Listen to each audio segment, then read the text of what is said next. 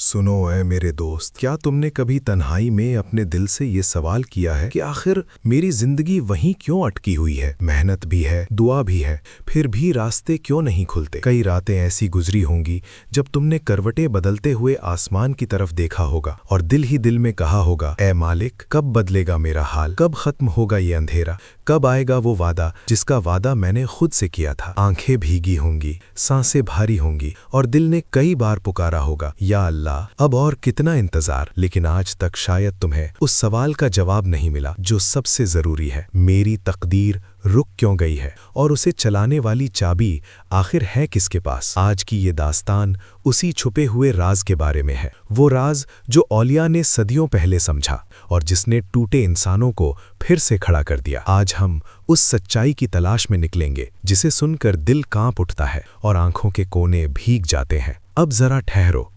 शोर को बाहर छोड़ो, दिल को खामोश करो, क्योंकि जो तुम सुनने वाले हो वो सोच बदलने वाला है, जिंदगी पलट देने वाला है। दुआ और भ्रम। हम में से ज्यादातर लोग सोचते हैं कि जब हम दुआ करते हैं तो हम अल्लाह के बहुत करीब होते हैं, लेकिन हकीकत कभी कभी इससे बिल्कुल उलट होती है।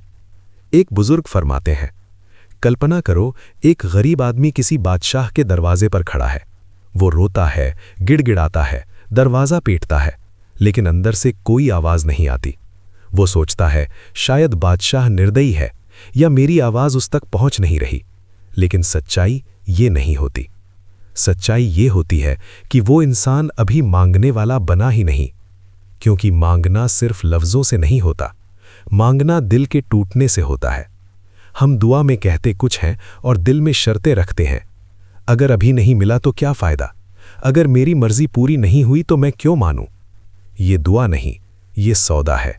और याद रखो, मोहब्बत में सौदे नहीं होते और बादशाहों के दरबार में जिद नहीं चलती। तेरे और रब के बीच कौन है? अब अपने आप से एक सवाल पूछो, तेरे और तेरे रब के बीच आखिर रुकावट क्या है? क्या आसमान की ऊंचाई? क्या जमीन की मोटी परतें? नहीं, तेरे और तेरे रब के बीच सिर्फ एक चीज खड़ी है, तेरी मैं, तेरा नफ्स, तेरी अकड़, तेरी अपनी चाहत। हम अपनी परेशानियों का इल्जाम कभी किस्मत पर डालते हैं, कभी लोगों पर, कभी हालात पर, लेकिन असल दुश्मन हम खुद होते हैं। हम चाहते हैं कि काम हम करें, बरकत अल्लाह दे, फैसले हम लें, सुकून अल्लाह दे, रास्ता हम चुने, अंजाम अल्लाह संभाले। ये दो नावों पर पैर रखने जैसा है और दो नावों पर खड़ा इंसान आखिरकार डूब ही जाता है। हकीम और मरीज की मिसाल। अब ये सवाल उठता है, अगर सब कुछ अल्लाह के हवाले है तो फिर तकलीफ क्यों, बीमारी क्यों, कमी क्यों, आंसू क्यों? इसका जवाब बहुत गहरा है। सोचो, एक समझदार हकीम अपने मरीज को देखता है। मरीज कहता है, मुझे मीठा चाहिए, ठंडा पानी चाहिए, लेकिन हकीम उसकी बात नहीं मानता। क्यों? क्योंकि वो जानता है अगर आज इसकी जिद मानी तो ये बच नहीं पाएगा। अल्लाह भी कभी कभी तुम्हारी जिद पूरी नहीं करता, क्योंकि वो तुम्हें खोना नहीं चाहता, वो तुम्हें सजा नहीं दे रहा, वो तुम्हें बचा रहा है। मरने से पहले मर जाना। अब वो बात जो सुनकर रूह कांप जाती है। एक बुजुर्ग फरमाते हैं, मर जाओ मरने से पहले, डरो मत। ये जिस्म की मौत नहीं, ये है ख्वाहिशों की मौत, उम्मीदों की मौत, लोगों पर टिके सहारों की मौत। अपने दिल से अगर, लेकिन, कब निकाल दो। अपने आप को पूरी तरह अल्लाह के हवाले कर दो, जिस तरह मैयत नहलाने वाले के हाथ में होती है। ना विरोध, ना सवाल, ना शिकायत, बस सुपुर्दगी। और जब ये हाल आता है तो रहमत का समंदर खामोशी से उफान मारता है, अल्लाह की खामोशी। लेकिन दोस्त, एक इम्तिहान अभी बाकी है, वो है अल्लाह की खामोशी। तुमने सब सौंप दिया, लेकिन हालात नहीं बदले, दरवाजे अभी भी बंद है, दर्द अभी भी बाकी है। यही 90% लोग टूट जाते हैं। लेकिन याद रखो, बीज जब जमीन में दबता है तो ऊपर से कुछ नहीं दिखता, अंधेरा, दबाव, खामोशी। लेकिन उसी खामोशी में जिंदगी जन्म लेती है। हिलो मत, शिकायत मत करो, बस टिके रहो। आखिरी सब्र। याद रखो, रात सबसे ज्यादा अंधेरी सवेरा आने से पहले होती है। अक्सर मदद बस आने ही वाली होती है और इंसान एक कदम पहले हार मान लेता है। वही आखिरी सब्र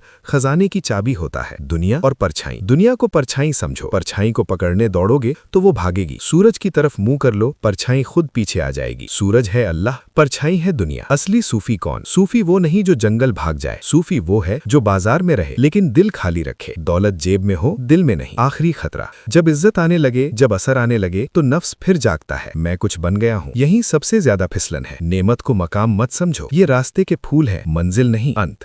तो ऐ दोस्त, तकदीर बदलनी नहीं होती, तकदीर बनाने वाले को राजी करना होता है। आज से मांगने वाले नहीं, मानने वाले बनो। दिल पर हाथ रखो और कहो, अल्हम्दुलिल्लाह अला कुल्ली हाल। मैं हूँ तुम्हारा दोस्त और ये था रूहानी तालीम का पैगाम। अगर ये बात दिल तक पहुंची हो तो इसे आगे बढ़ाओ ताकि ये नूर और दिलों तक पहुंचे। फिर मिलेंगे एक नई हकीकत के साथ। अल्लाह हाफिज।